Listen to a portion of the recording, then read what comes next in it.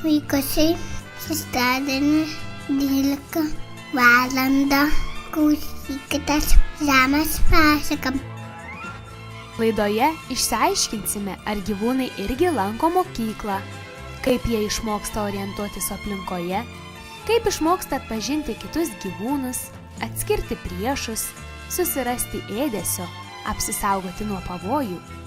Pabuvosime pėdsekio mokyklėlėje, kurioje mokytoja pelėda Tutė ir mokinys peliukas Pitas keliaus į kviečių lauką išsiaiškinti, kas ateina prinokusių grūdų varpų paskanauti.